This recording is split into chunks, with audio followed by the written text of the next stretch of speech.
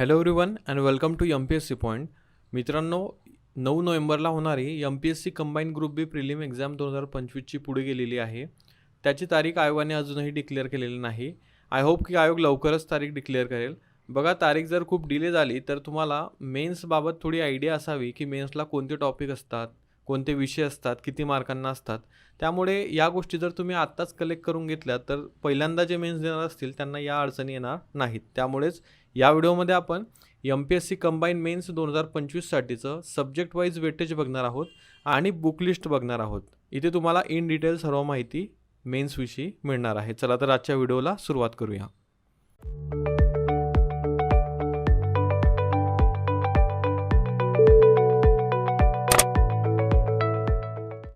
So बघा, मेन्सला तुम्हाला 2 paper असतात. एक म्हणजेच पेपर 1 जो की लँग्वेजचा असतो आणि दुसरा पेपर 2 जो GSचा असतो. लँग्वेजच्या पेपरमध्ये तुम्हाला मराठी आणि इंग्रजी हे 2 विषय असतात. प्रत्येकी 50-50 प्रश्न या प्रत्येक विषयाचे येतात आणि 100 गुण म्हणजेच एका प्रश्नाला 2 गुण असतात. त्यामुळे मराठीला 100 गुण आणि इंग्रजीला 100 गुण असतात. निगेटिव्ह मार्किंग यामध्ये 1/4 आहे. एक प्रश्न जर तुमचा चुकला तर तुमचा अर्धा मार्क्स इथे वजा होतो. ओके. सो लँग्वेजला तुम्हाला आता बुक लिस्ट कोणती वाचायची हे मी तुम्हाला सांगतो. वेटेज मी तुम्हाला आता सांगितलं. बघा, मराठीला मोरा वाळंबे सरांचं पुस्तक बेस्ट आहे, तेच तुम्ही यूज करा. सोबतच कुठलंही एक PYQचं बुक तुम्ही घेऊ शकतात. मार्केटमध्ये शाश्वत अकॅडमीचं आहे आणि लोकसेवा अकॅडमीचं आहे. त्यापैकी कुठलंही एक निवडून त्याला वारंवार रिवाईज करा. मराठीमध्ये चांगला स्कोअर येऊन जातो. त्यानंतर इंग्रजीसाठी महेश पाटील सरांच्या नोट्स तुम्ही वापरू शकता. त्यानंतर त्यांचंच कायझन पुस्तक आहे वोकॅबसाठी, किंवा इतर तुम्ही कुठल्या पुस्तकातून वोकॅब केलं तरी चालेल. पण ग्रामर आणि वोकॅब दोघांवरती तुमची कमांड असावी. सोबतच पॅसेज वगैरे जे आहेत ते आयोगाच्या PYQमधूनच करून घ्यायचे आहेत. ओके. सोबतच इंग्लिशला तुम्हाला PYQसाठी एक 0 एरर नावाचं बुक आहे महेश पाटील सरांचं, ते लागेल. बघा, या व्हिडिओमध्ये कुठलेही पेड प्रमोशन्स नाही आहे. मोस्ट ऑफ दी लोक जे वापरतात तीच बुक लिस्ट मी तुम्हाला इथे सांगतो आहे. बघा, मेन्स पेपर 2 तुमचा GSचा पेपर असतो. यामध्ये तुम्हाला खूप सारे विषय असतात GSचे, जसं की इतिहास, भूगोल, अर्थशास्त्र आणि इतर काही बारीक सारीक विषय ॲड केलेले आहेत मेन्सला.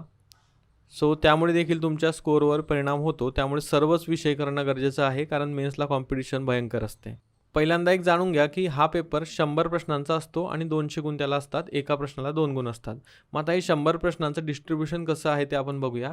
बघा, अंकगणित व सांख्यिकीला 12 प्रश्न येतात. बुद्धिमत्ताला 10 प्रश्न, म्हणजे गणित बुद्धिमत्ताला 12 + 10 असे एकूण 22 प्रश्न तुम्हाला मेन्सला विचारले जातात. त्यानंतर चालू घडामोडीचे 10 प्रश्न. त्यानंतर RTS बघा, राईट टू इन्फॉर्मेशन ॲक्ट जो आहे 2005चा आणि लोकसेवा हक्क अधिनियम 2015चा, यावर 3 क्वेश्चन येत असतात. तर हे 3 क्वेश्चन. पॉलिटीला तुम्हाला 15 प्रश्न येतात. पॉलिटीला वेटेज मेन्सला चांगला आहे. हिस्ट्रीला 10 प्रश्न येतात. जिओग्राफीला आणि इन्व्हायरमेंटला मिळून 10 प्रश्न येतात. त्यानंतर सायन्स अँड टेकला 12 येतात. रिमोट सेन्सिंग आणि कम्प्युटर IT जे आहेत त्याला 8 येतात. आणि इकॉनॉमिक्सला तुमचे 10 प्रश्न येतात. अशा प्रकारे एकूण 100 प्रश्न तुम्हाला या पेपरमध्ये विचारले जातात. आपण 1 बाय 1 बुक लिस्ट बघूया. बघा, अंकगणित आणि बुद्धिमत्तासाठी कोणतंही अंकगणित बुद्धिमत्ताचं पुस्तक वापरा जे तुम्ही आत्तापर्यंत वापरत आलेले असाल. बहुधा हे जे विषय असतात ते आपण प्रिलिमलाच केलेले असतात. त्यामुळे प्रिलिमला जे वाचलं असतं तुम्ही तेच त्यासाठी करायचं आहे. फक्त थोडा ॲडव्हान्स लेवल इथे तुम्हाला 5-6 प्रश्न विचारले जातात. अंकगणित बुद्धिमत्तासाठी तुम्ही सचिन डवळे सरांचं पुस्तक करू शकतात, ते बेस्ट आहे मी तरी म्हणेल. चालू घडामोडीसाठी सिम्प्लिफाईड इयरबुक असेल, त्यानंतर त्याच्या मॅगझिन्स आहेत 2-2, 3-3 महिन्याच्या, त्या वाचा.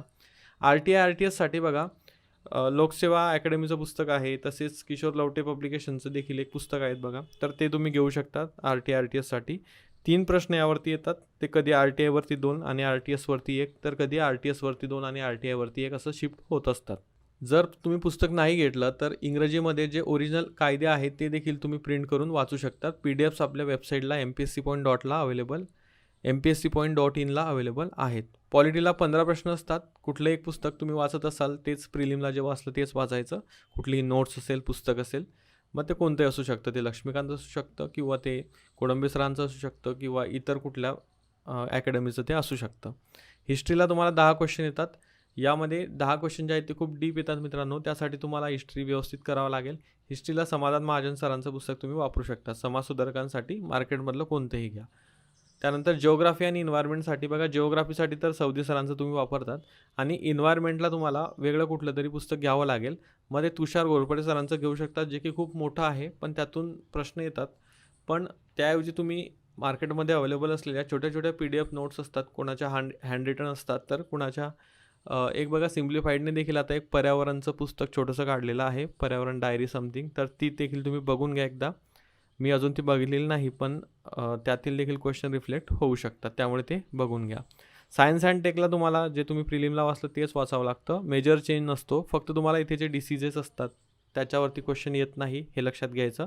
मेनचा सिलेबस मी आपल्या वेबसाईटला टाकलेला आहे, तो वाचा. त्यावरून तुम्हाला कळून जाईल कोणत्या टॉपिकला किती कोणत्या सब्जेक्टला काय काय सिलेबस दिलेला आहे. त्यानंतर रिमोट सेन्सिंग आणि कम्प्युटर IT 8 प्रश्न असतात. बघा सचिन भस्के सरांचंच एक पुस्तक आहे सायन्स अँड टेकचं, तर ते तुम्ही घेऊ शकता. छोटंसं पुस्तक आहे, विज्ञान आणि तंत्रज्ञान, ते घेऊ शकतात. आणि इकॉनॉमिक्सला तुम्ही देसले वाचत असाल तर देसले सरांचे, आणि कोडंबे सरांचे वाचत असाल तर कोडंबे सरांचे. इतर कुठली नोट्स देखील वाचत असाल तर ती देखील तुम्ही वाचू शकतात. काही टॉपिक नव्याने मेन्सला ॲड होतात, ते सिलेबसमध्ये बघून घ्या. सो अशा प्रकारे तुम्हाला पेपर 1 आणि पेपर 2ला सब्जेक्ट वाईज वेटेज मी सांगितलं आणि बुक लिस्ट कोणती यूज करायची ते सांगितली. आय होप तुम्हाला या व्हिडिओची मदत नक्कीच होईल.